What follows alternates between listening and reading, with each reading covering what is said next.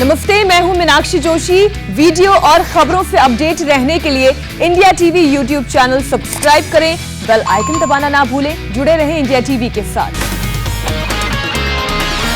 Oxygen की कमी से मौत पर पॉलिटिक्स तेज होती जा रही है। अब दिल्ली के डिप्टी सीएम भी इस लड़ाई में कूद गए हैं।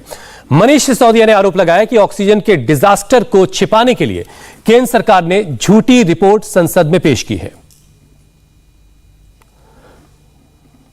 ऑक्सीजन को लेके हाहाकार मचा था।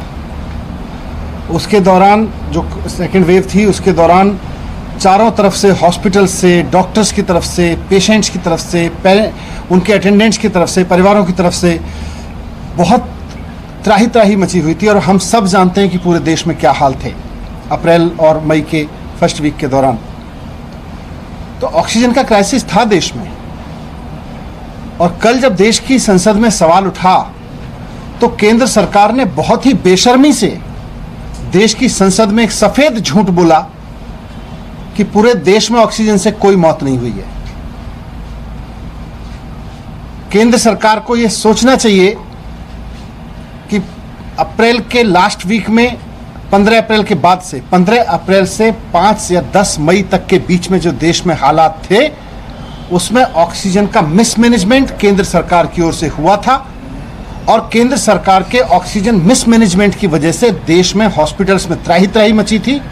और कोई बड़ी वजह नहीं है कि बहुत सारी जानें उस दौरान ऑक्सीजन की कमी की वजह से पूरे देश में गई थी। दिल्ली में मैं ऑक्सीजन का मैनेजमेंट देख रहा था, मैं सरकार में काम कर रहा था।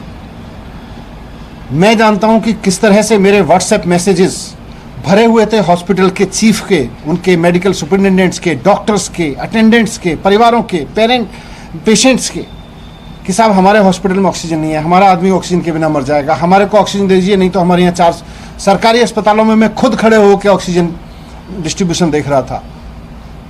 और केंद्र केवल अपनी गलतियों को छिपाने के लिए, केवल इस बात को छिपाने के लिए कि उन्होंने ऑक्सीजन का डिजास्टर खड़ा किया इस देश में, 13 अप्रैल के बाद से केंद्र सरकार ने ऑक्सीजन की डिस्ट्रीब्यूशन की नीतियां बदली और जिसकी वजह से पूरे देश में ऑक्सीजन का डिजास्टर खड़ा हुआ।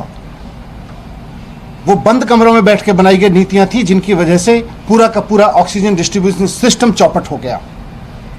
ये केंद्र सरकार की जिम्मेदारी थी।